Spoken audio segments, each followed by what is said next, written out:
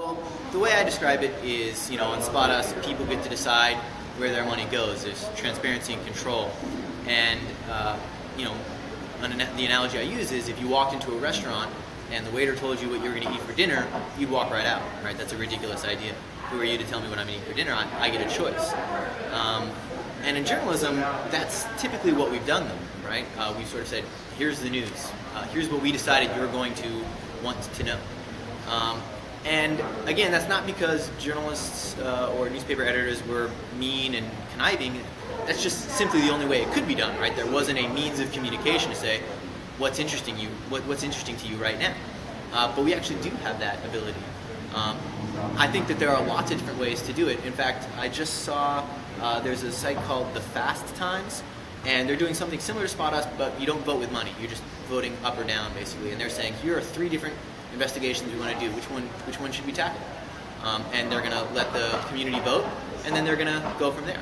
Right? On Spot Us, the community votes, but they literally vote with their dollars, and that's what enables the reporting to happen.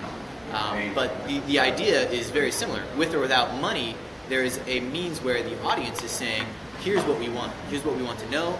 Here's what we want you to pursue. I think that journalism needs to be listening more and responsive more to the audience.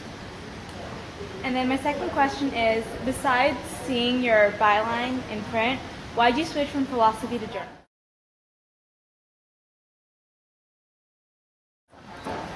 Excellent question.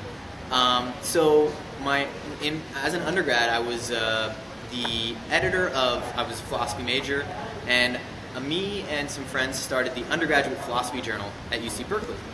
And it was completely student run, so we did the fundraising for it ourselves, we had to learn the layout, we learned InDesign ourselves, we got all the papers from the students, we edited it, we had to deal with the printers. It was a very learning experience.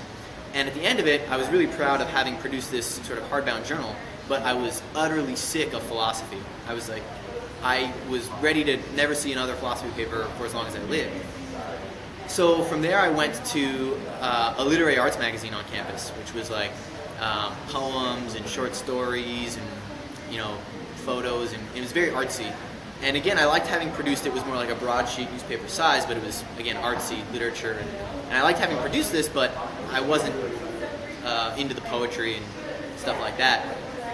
And so finally, I'm now in my last semester, senior year at UC Berkeley, and I wrote some stuff for the Daily Cow, the student newspaper, and I realized that was what I was sort of looking for, because there was something that I liked in both the philosophy journal and the literary arts thing that I was pursuing, but I couldn't quite figure it out, and it was journalism, mostly because, and it came from philosophy. I was really interested in the exchange of information and how societies work with the exchange of information. And I was doing it in a philosophical sense, and I realized that the newspaper, writing for the Daily Cow, was sort of the practical application of that.